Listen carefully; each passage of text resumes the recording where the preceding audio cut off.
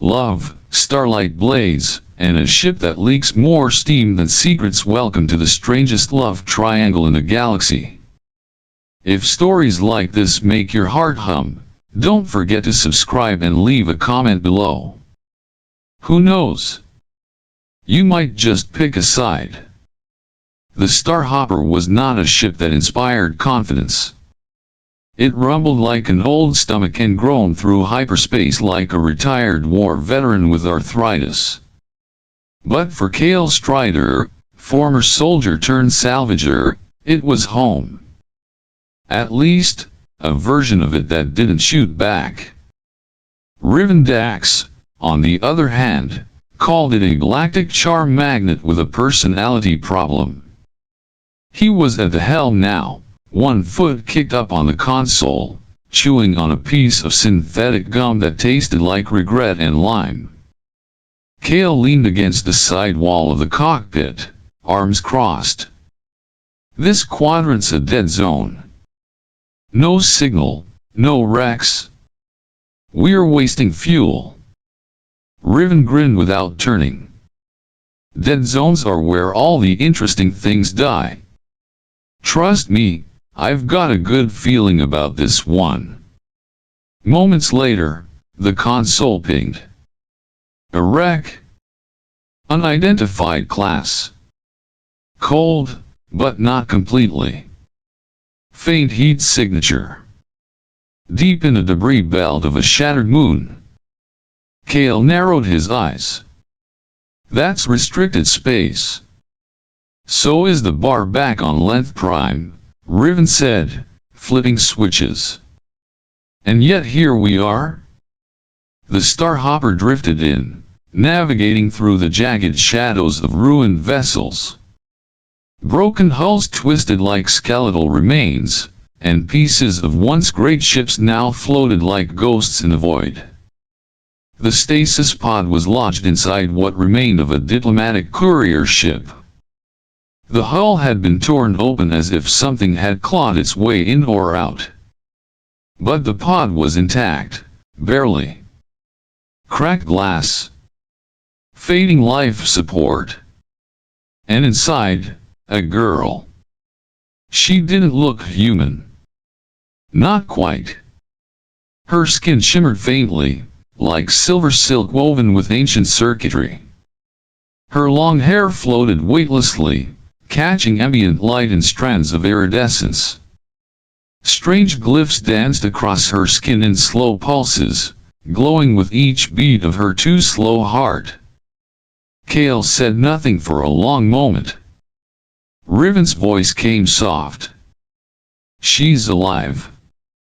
She's alien. She's dying. Kale crouched beside the pod, frowning. Or dangerous. Or both. Riven tapped the console, scanning vitals. Blood's not red. Silver. But compatible. Somehow. You think she's... Doesn't matter. Kale stood up. We're not a rescue ship. No, Riven said, eyes still on her face. We're a couple of lonely guys on a haunted ship, and she's the most interesting thing we've seen since the coffee machine tried to kill me. Kale didn't smile. We don't know what she is. Could be a weapon. A trap. Could be a princess. Or a lost goddess. Or a really bad day wrapped in a pretty box. She doesn't belong here. And yet, here she is. There was silence between them. The kind that stretched. Then, Riven exhaled. Fine. You don't want to help her, I get it. But I'm not letting her die in a tin can floating in a graveyard. Kale stared at him. Then back at the pod. At the faint light in her chest. Still beating. Put her in medbay. But I'm watching her. Fair enough, Riven said, already unlocking the clamps. You watch her. I'll name her. Kale didn't dignify that with a response. The Starhopper's medbay had seen better days and species. They laid her on the bio table, which groaned under its own age. Auto scanners sparked, blinked, then promptly shut down. She broke the scanner, Riven said with wonder. She's definitely special. Kale crossed his arms again. Or radioactive. They argued over who would stay to monitor her. Riven claimed he had a softer presence. Kale claimed Riven smelled like burned batteries. Rock, paper, scissors. Riven offered. Kale raised an eyebrow. We're not 12. Which is why I'm more mature, Riven said, already preparing the game. The girl didn't stir. Didn't flinch. But the glyphs on her skin shifted ever so slightly. Kale noticed. He said nothing. But something in him, a part long silent, began to hum, uncertainly. An uninvited guest had arrived. And nothing on the Starhopper would be the same again. It started with a sound. A sharp, electric chime from the medbay sensors. Faint, but insistent. Kale was the first to reach her. Lyriel's eyes snapped open. Not slowly, not groggily like a weapon reactivating. Violet irises shimmered with flickers of light, pupils sharp as daggers. She inhaled, not with panic, but precision. A scan. A soldier's breath. She moved before Kale could speak. One hand shot upward, grabbing the side rail of the medical bed. Her other hand twisted into a defensive stance. Her legs swung down and braced her in a crouch atop the table, ready to spring. Kale didn't flinch. He'd seen worse. He simply raised both palms slowly, voice calm. You're safe. Lyriel's eyes flicked to his, then to the corners of the room, then to the door behind him. Where am I? Her voice was like low chimes struck in the wind. Beautiful. Mechanical. Measured. Before Kale could answer, Riven burst in holding a mug of what he called coffee and what Kale called chemical warfare. Oh. She's up. Hey, hi. Welcome back to the land of the breathing and excessively confused. Lyriel reacted. Her hand darted toward a fallen scalpel from the tray beside the bed. The scalpel never reached her fingers. Kale stepped in, hand blocking hers gently but firmly. No one here wants to hurt you. Her gaze was sharp. Calculating. For a long moment, her body remained tense. Then slowly, she exhaled. You're not. Authority. Kale blinked. No. Just two guys with terrible luck. Riven grinned. Speak for yourself. I consider myself lucky anytime I wake up and the ship's still in one piece. Lyriel's gaze lingered on both of them. Suspicion gave way to confusion. Not fear, but a different discomfort, uncertainty. Kale noticed the chill in the room. Without saying a word, he stepped to the wall console and adjusted the temperature 2 degrees warmer. Then, walked past her to the corner cabinet, retrieved a small cup, and poured hot water over herbal extract, real, not synthesized. He placed it on the tray beside her, quiet and deliberate. You look like someone who drinks tea. Riven leaned on the doorway, watching the scene with raised brows. And I look like someone who drinks whatever's still warm after 12 hours in the cockpit. She didn't smile, but her stance softened. A little. Your vessel is outdated. Riven gestured proudly.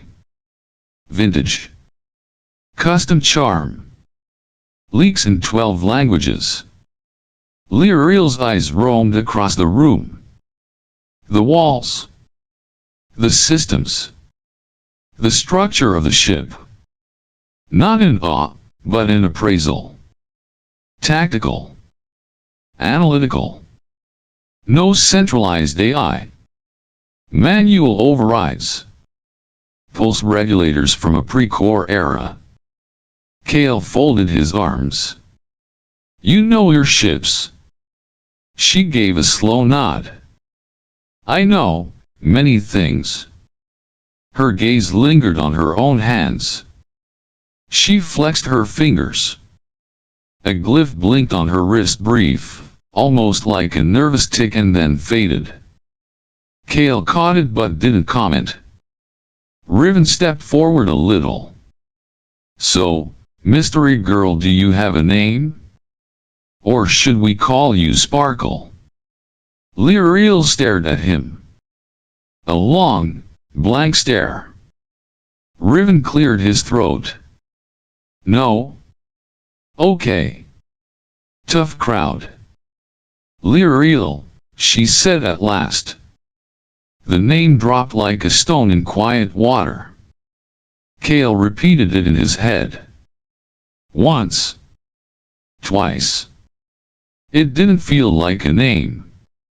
It felt like something from an old story.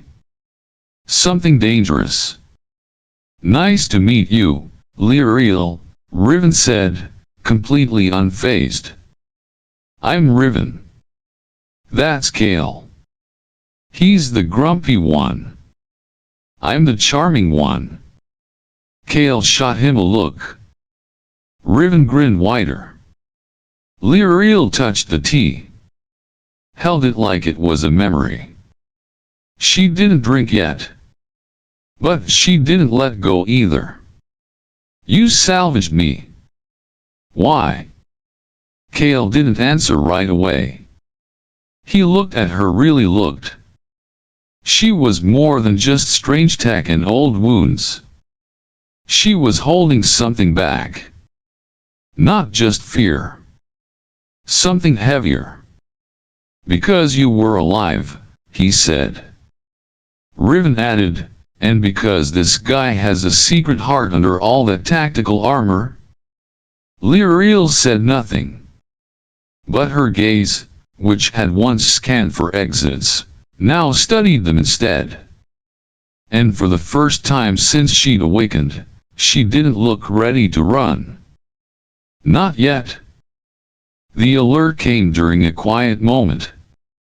Kale was recalibrating the ship's stabilizers, Riven was singing to a wrench that wouldn't loosen, and Lyriel sat in the corner of the cargo bay, observing them both like a scientist unsure whether to study or flee. Then the console pinged. A bounty signal. Encrypted. Urgent. Kale was the first to read it. His face darkened. He didn't speak. Riven peeked over his shoulder.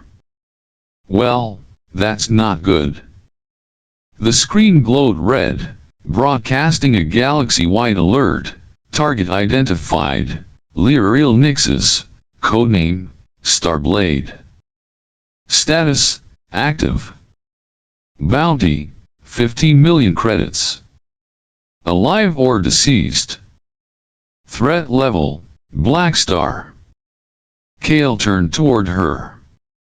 She hadn't moved. But she had definitely seen. That's you, he said. Quiet. Accusatory. A truth confirmed. She nodded once. No drama. No denial. Only weariness. I was hoping the galaxy had forgotten. Riven sat down slowly. So, Starblade. That's not just a poetic alias, is it? It's what they called me, she said. A title. A burden. A warning. Kale paced. His boots thudded against the steel floor. You let us bring you on board knowing you were being hunted. I didn't know anyone remembered. Until now. 50 million credits. Kale snapped. That kind of money doesn't just bring bounty hunters. That brings fleets. Assassins. Ghost syndicates. We should turn her in, he added after a beat, the words tasting like iron. Lyriel didn't flinch. But something in her posture folded inward. A resignation. A wound reopened. Riven stood. Turn her in? Seriously? You saw what she looked like when we found her. Barely breathing. She's a living weapon, Riven. She's a person. She's a target. And now so are we. The silence turned cold. Then Riven said, softly, 50 million credits wouldn't buy a single look from her, Kale. Not the one she gave you last night. Kale turned away. His jaw clenched. But he didn't argue. Lyriel looked between them, her expression unreadable. Then, quietly, she spoke. I was forged in war. They gave me the Starblade, a weapon that responds to the will, to intent. It cuts not just matter, but meaning. It rewrites outcomes. It doesn't obey commands. It obeys belief. She paused. Looked down at her hands. Pale, glowing faintly. They made me to end the war. And I did. But not the way they wanted. I ran. I left the blade buried where no one could reach it. And I disappeared. Riven asked, voice cautious, why run? Lyriel met his eyes. And for once, her voice held emotion. A memory too sharp to dull. Because they didn't want peace. They wanted control. The blade was never meant to free anyone. It was meant to dominate. I couldn't be part of that. Kale sat down, finally. Tension radiated from him, but his hands were steady. So what now? We fly around with the most wanted myth in the galaxy? Hope no one notices. Riven grinned. Well, we do have the most forgettable ship in 5 sectors. Lyriel tilted her head. I can leave. Take an escape pod. Find another hole to vanish in. Kale stood again. No. You're not running this time. We brought you aboard. You're our problem now. That almost sounded noble, Riven said, amused. Kale shot him a glance. I said problem, not princess. But something had shifted. Lyriel's shoulders were straighter. Her voice, stronger. Then we'll need to move. Fast. If they know I'm alive, they'll come. All of them. Kale exhaled slowly. Then let's make it hard for them. Riven clapped his hands once. All right, team. 1 ex-soldier, 1 charming pilot, and 1 galactic legend with a kill count that probably has its own museum wing. This is going to be fun. Lyriel looked at him. And this time, almost imperceptibly, She smiled. Just a little. But it was enough. The fast lane nebula wasn't a place. It was a dare. A cosmic maze of gravity rifts, plasma storms, and dead star pulses. Only the bold or the desperate flew into it. Kale wasn't either. He was just out of options. The starhopper rattled as it slipped past the first layer of charged mist. The sky outside turned violet and red, fractured like stained glass. Riven whooped from the cockpit. Now this, he shouted over the roar, is flying. Kale tightened his grip on the co-pilot's controls. This is suicide. Correction, Riven said, grinning, this is stylish suicide. Big difference. Lyriel had passed out in the bunk room hours earlier, her body still healing. Despite the strength she had shown, Kale knew her systems, whatever they were overloaded. She needed rest. But even unconscious, she seemed to hum with energy. Like a storm waiting for its center to return. He adjusted the stabilizers again, watching as turbulence curled around the ship like a living thing. Outside, lightning arced in slow spirals through vacuum. In the quiet moments between swerves and dodges, he found his thoughts drifting to her. The way she had spoken of the blade. Of the choice she had made to run. Of the pain behind her eyes. He didn't want to care. But he did. And that frightened him more than a nebula. Riven flicked a few switches and leaned back. So, about this unseen node she mentioned, you ever hear of it? Kale shook his head. Rumors. Legends. The kind of thing spacers whisper about after one too many drinks. A place where thought becomes real, Riven mused. Honestly sounds like something I dream up after bad station noodles. From behind them, a voice soft, but clear. It's real. They both turned. Lyriel stood in the corridor, one hand on the wall for support. Her skin was pale, the glyphs along her arms dimmer than before. But her eyes were steady. Kale stood immediately. You shouldn't be up. She gave him a look.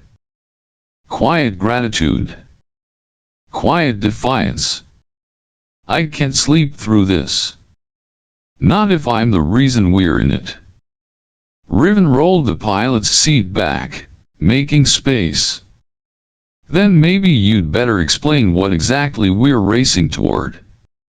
Lyriel moved slowly into the cockpit, lowering herself into the jump seat with careful grace. She looked out at the swirling clouds of light and magnetic chaos. The node isn't a place you find. It's a place that finds you if your will is strong enough. It was built by an ancient culture that believed thought was the foundation of all matter. They created a place where that belief becomes function. Weaponized belief. Memory turned into form. Kale frowned. You mean, like imagination becomes real? She nodded. If you believe in fire, the node gives you flame. If you believe in peace, the node still asks what you're willing to sacrifice for it. Riven gave a low whistle. Sounds like a spiritual death trap. It is. Kale leaned forward. You said you made a promise. To who? Lyriel hesitated. Her hands folded in her lap. For a moment, she looked impossibly old. To someone who believed in me. Even when I didn't. Someone I failed. She looked up. I thought I could disappear. Let history forget. But now that they know I'm alive, others will come. Not just bounty hunters. Wraithbinders. Nihilist loyalists. All of them. Kale felt the weight in her words settle in his chest. Not just a fugitive. Not just a myth. A memory with a pulse. Riven cleared his throat. All right, then. New plan. Get to the node before anyone else. Fix whatever cosmic promise she made, and don't get vaporized on the way. Kale nodded. Sounds like a Tuesday. The ship lurched violently to the side as a shockwave tore across the nebula. Alarms blared. Lyriel closed her eyes. Her hand pressed to the console. There's a current. A pulse? I can feel it. Turn 32 degrees starboard. Now. Riven obeyed, not questioning. The moment he did, the ship slipped into a calm corridor, a rare quiet vein inside the chaos. The screens dimmed. The hum softened. Kale glanced back at her. How did you know that? She didn't answer. Not directly. The node remembers those who've touched it. The silence that followed wasn't fearful. It was reverent. Kale watched her as she stared out into the nebula, lit from within by the storm. And he realized, he was no longer trying to figure out what she was. He was trying not to fall for her. And losing. The turbulence had eased. The nebula outside shimmered like a sea of dreaming stars, glowing softly in colors the human eye barely had names for. The Starhopper drifted in relative calm, its systems humming in content rhythm. In the cockpit, silence had settled, not the tense kind, but the rare, precious kind. The kind born of shared danger and the quiet between storms. Lyriel sat curled in a jump seat, her knees drawn up slightly, her gaze half lost in the stars beyond the glass. Kale sat beside her at the helm, one hand resting idly on the console. Riven was slouched upside down on a maintenance bench behind them, chewing on dried fruit and pretending not to listen. What is love? Lyriel asked suddenly. Kale blinked. Riven snorted. Wow. Straight to the deep space questions, huh? Lyriel tilted her head. You speak of it often. With sarcasm. With longing. With confusion. But no clarity. Kale leaned back, staring ahead. That's because love's not simple. Riven chimed in, still munching. Speak for yourself. Love is spontaneous combustion. It's fun. Fireworks. A good song that sticks in your head. Makes you stupid. But in a good way. Kale glanced over his shoulder. That's infatuation. Tomato. Lyriel looked at Kale. Her eyes were patient. Waiting. He hesitated. Then said, softly, love is choice. Over and over. Even when it's hard. Even when it hurts. It's showing up. Being there. Riven made a face. And that, ladies and gentlemen, is why Kale wins the Brooding Award of the Decade. Kale didn't respond. Lyriel smiled faintly. Not mockery. Something gentler. She let her gaze drift again. The stars were soft tonight. Time passed. quiet moments stretched into minutes. The ship moved forward. Steady. Eventually, Lyriel's head leaned slightly to the side, and rested against Kale's shoulder. He froze. Not from discomfort, but from the stillness of it. Her hair brushed his neck like strands of starlight. Her breathing was calm. Steady. She had fallen asleep. Riven looked up from his bench. He saw. Said nothing for a moment. Then, grinning, he stretched with exaggerated flair. Welp. Looks like someone lost the co-pilot armrest lottery. Rule number 1 of ship naps: whoever sleeps first, loses. Kale shot him a half glare. But it was softened by something else. Something fragile. He didn't move. They left her there, sleeping. Wrapped in the warmth of a trust that hadn't been spoken aloud. Not yet. Later that evening, the three of them gathered in the mess bay. The room smelled faintly of instant noodles and cleaning foam. Riven had jury-rigged a heat plate to boil water, and Kale had found a few old ration packs that, somehow, still weren't expired. They sat around the central table, Kale sitting quietly, Riven narrating an over-the-top story about a three-headed customs officer, and Lyriel watching it all with the quiet amusement of someone trying to decipher an alien ritual. So, Riven said between slurps, "Favorite Terran food, go." Kale raised an eyebrow. "We've had 3 meals together." "Exactly. Time to escalate our bonding sequence." Lyriel answered first. "Miso. The kind with real seaweed." Kale glanced over. "You've had miso."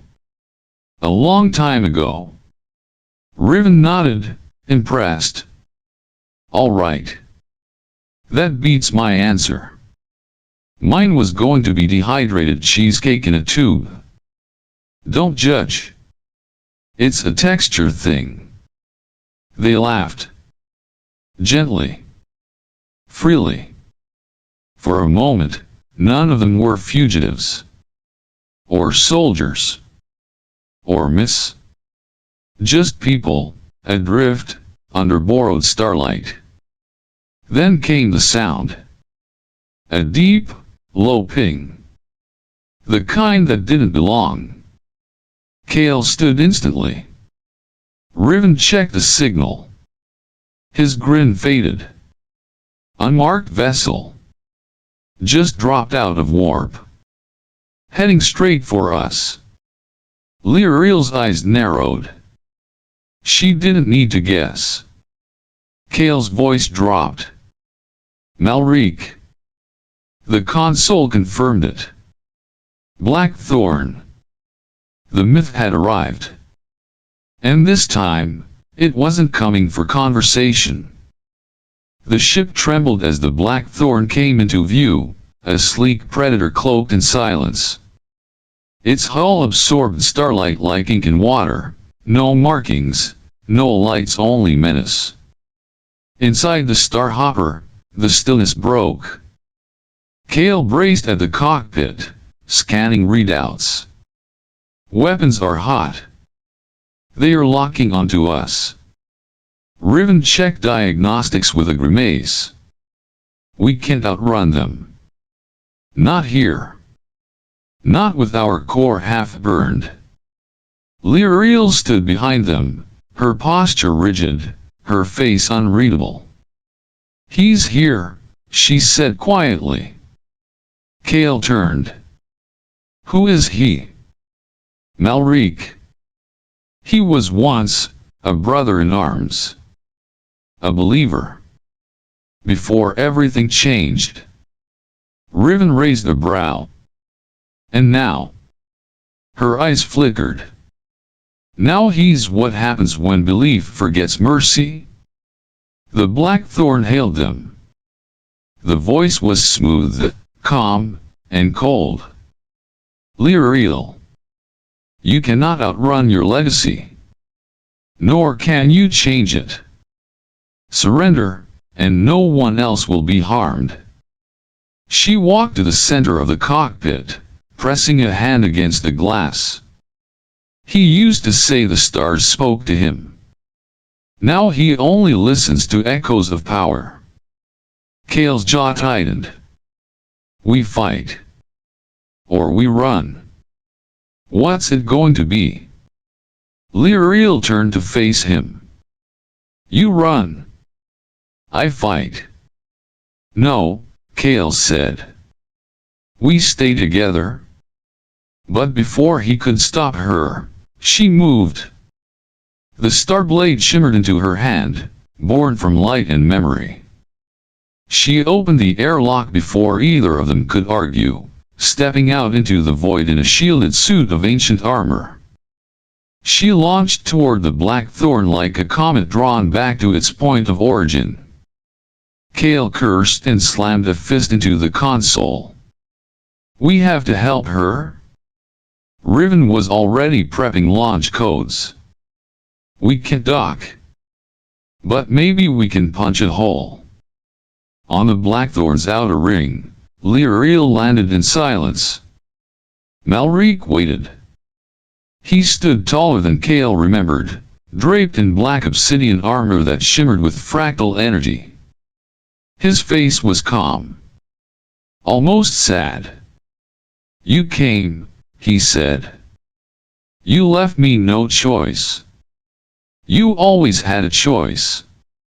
You just chose the wrong side. They clashed in a blur of silver and shadow.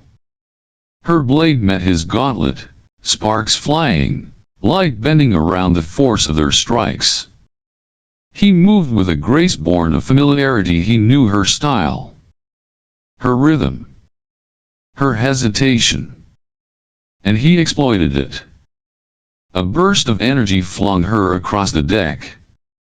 She hit hard, her armor cracking. Blood, silver and faint marked the metal. Malric approached. You were meant to stand with me, Leoriel. We were meant to remake the stars. Not with chains, she rasped. He raised a hand. The power of the node surged in his palm. But before he could strike, the Starhopper screamed into view. Its weapons fired in a furious arc, distracting him for just a second. It was enough. Kale launched himself from the exit hatch, magnet boots locking onto the Blackthorn's hull. Riven followed moments later, a pair of plasma pistols drawn. I swear, Riven muttered, we need to stop leaping onto enemy ships. Kale reached Leoriel first, pulling her behind cover. You alright? She nodded weakly. He's stronger than before. The node, it feeds him. Malric descended toward them like a fallen god. Kale stood, readying his blade. Go. Get to the ship. She tried to protest, but he was already moving. Charging Malric head-on. It wasn't a fight Kale could win. But it was one he had to try. Their weapons clashed. Kale was outmatched, outpaced, but he bought seconds. And in those seconds, Riven appeared at his side. You're not doing this alone, you stubborn rock. Kale shouted, you're going to get yourself killed. Riven grinned, eyes blazing. Not today. No one dies today. Not even you, you damn mule. Together, they pushed Malric back. Just enough. Just far enough. Leoriel, bleeding but steady, summoned the last of her strength and unleashed a blast that disrupted the platform's gravity. The force flung Malrique away, destabilizing the structure. Kale grabbed her. Riven covered them. They jumped. The Starhopper caught them mid-descent, side hatch flung open by autopilot override. They rolled inside as the Blackthorn recoiled, its systems briefly disrupted. Safe. Almost. Kale turned to check Riven and saw the blood. Riven staggered, one hand pressed to his side, dark red pooling beneath his fingers. "Oh," he muttered. "That hurts more than I expected." Then he collapsed. Kale caught him before he hit the floor. Lyriel was already activating the med systems, her hands trembling. Kale looked down at Riven's pale face, his voice quiet. "Stay with us. Stay with her." But Riven didn't answer. Not yet. The node revealed itself not with sound or light, but with silence, the kind that made even stars seem distant, like echoes fading in water. It floated in the void like a memory made real, rings of shifting geometry, walls of soft white that pulsed with thought. Inside, time folded. Reality blinked. And choice waited. Kale guided the Starhopper through the final threshold, hands steady on the controls. Lyriel stood behind him, silent, eyes fixed ahead. Her wounds had closed, but not healed. Not fully. Riven lay strapped in the medbay, his breath shallow, lips pale. The med systems did what they could. But the rest was up to him. They docked with no resistance. No weapons. No sentinels. Just a slow opening, like the node recognized her. Lyriel stepped out first. Kale followed. The inside was impossible. The floor was solid and soft at once, pulsing faintly like a heartbeat. Images shifted along the walls, moments from history, from futures, from memories not their own. At the center stood the forge. Not made of metal, but of thought. A core of memory and intention, held in stillness. Waiting. Lyriel walked toward it like someone returning to a place both loved and feared. She paused, eyes closed. "It's still here," she whispered. Kale stepped beside her. "What do you see?" She opened her eyes. "The end. And the beginning." He looked at the forge, then at her. "You don't have to do this." Her voice was steady. "Yes, I do. You could destroy it. No one would ever use it again. You could be free." She turned to him. For a moment, she looked tired. Then something flickered, fondness. Maybe regret. "Free to be what, Kale? I was made for this. Shaped by it. I don't even know who I am without it." He took a step closer. "Then maybe it's time to find out. With us. With me." Footsteps interrupted them. Riven stood at the entrance. Pale, swaying, but alive. A hand pressed to his side. Kale moved instantly. "You shouldn't be up." Riven gave a weak grin. Didn't want to miss the finale. Lyriel moved to him. Her hand hovered near his arm, hesitant. Afraid she might break him by touch. He reached out, took her hand. "If you still want to be a star, I'll be your pilot. I'll take you as far as this galaxy goes." She closed her eyes. and for the first time, she trembled. The note pulsed. Soft. Expectant. Kale stepped back, letting her choose. Riven stayed beside her, hand still in hers. She looked between them. Kale, solid and steady, his silence always filled with meaning. Riven, battered but burning, laughter even when dying. Two halves of the life she never dared imagine. And she smiled. Just a little. I won't choose, she said. Because I already have. I choose both of you. For different reasons. For different pieces of me. Kale blinked, a breath caught in his throat. Riven chuckled, wincing. Well, that's going to be interesting. She stepped toward the forge. Lifted her hand. And didn't take its power. She unmade it. The note responded, not with anger, but with peace. The rings began to fold inward, collapsing softly like petals. The light dimmed. The thought-made walls dissolved into quiet memory. Kale reached out and caught her as she staggered. Riven caught her other arm. And together, they walked out. Behind them, the last great weapon of the old galaxy vanished. Lyriel didn't look back. The node collapsed in silence. No explosion. No flash. Only the hush of something ancient letting go. From the Starhopper's cockpit, the view was surreal.